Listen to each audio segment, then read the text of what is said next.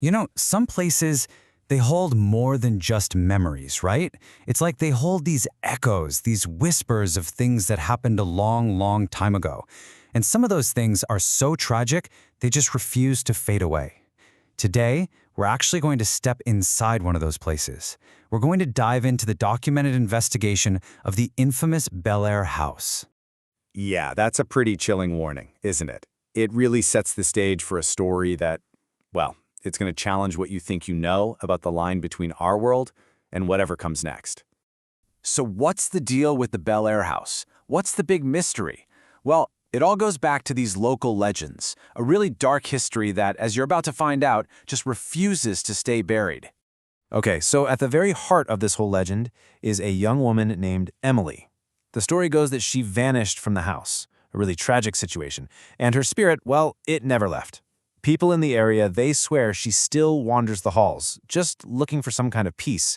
And that right there is the big question the investigators wanted to answer. Is Emily really still here? So you've got all these reports flooding in, right?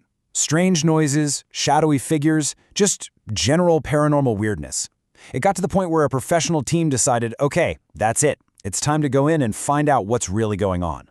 And so on September 14th, 2019, the Ghost Research Society shows up. Now, this wasn't just some group of amateurs. We're talking about seasoned, serious investigators. Their whole mission was to use actual scientific equipment to document, systematically, any kind of unexplained phenomena they could find inside that house.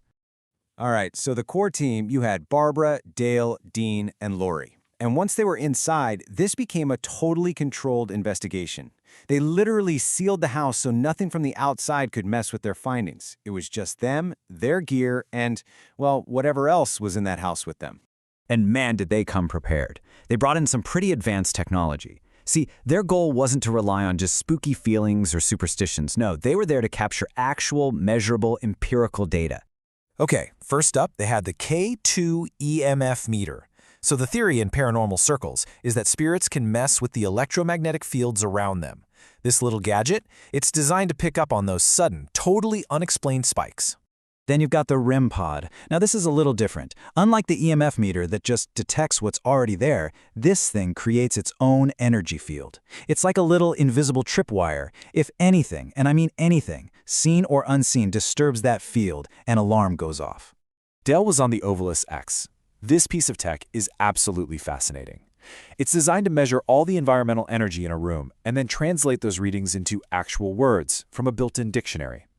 The idea is that it could, potentially, give a voice to something that doesn't have one. And last but not least, Lori was tuning the spirit box. What this does is it rapidly scans through radio frequencies, creating this constant whoosh of white noise. The theory here is that spirits can use that static, manipulate it to form words and talk right to them. So all the equipment is on, it's active, and the team just settles in to wait. And you know what? They did not have to wait very long at all. As the hours ticked by, the house started to, well, respond. And that's when things really started to escalate. The very first piece of evidence came in at 7:43 in the morning. Barbara's reviewing her audio and she captures this clear female voice. But here's the thing, that's impossible. She and Lori were the only women there, and Lori was sound asleep. Fast forward to that night and things get way more intense. Up in the attic, both Dean and Lori see a shadow figure just move past this old altar. Then, just moments later, the whole room fills with the smell of cigarette smoke, but nobody on the team smoked. Wild, right? Then they're back on the second floor and they get a direct response. Barbara knocks on a closed door 3 times and a soft knock answers from the inside. But as they start to move away, this huge bang echoes down the hall and it's followed by this faint but absolutely chilling laugh. Okay, so that laugh, that was the turning point.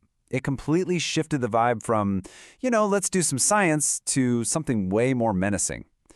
For the team, this wasn't just random noise anymore. They were convinced that something intelligent was actively making its presence known.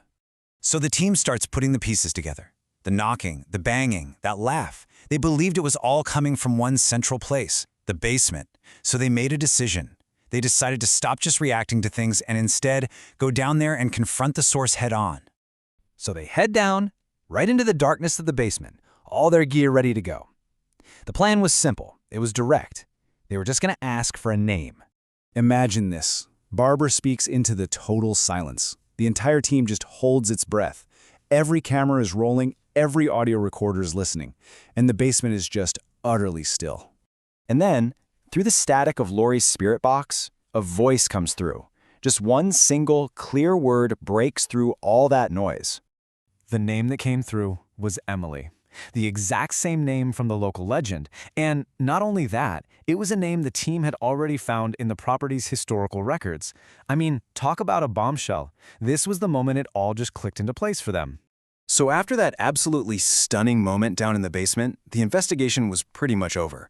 So what was the team's final conclusion? What was the verdict? In their final report, the team called the investigation a total success. They stated that their scientific equipment didn't just pick up on random weirdness, but that they had actually documented intelligent communication from a spirit that was directly tied to the house's tragic past. And that really gets to the heart of what they found, doesn't it? That the Bel Air house wasn't just an empty building. It was more like an address for a memory, for a spirit that still had unfinished business. So the Ghost Research Society put forward all their recordings, their data logs, as evidence. But even with all this documented proof, their investigation leaves us all with one big, lingering question. After hearing their story, after all of this, what do you believe?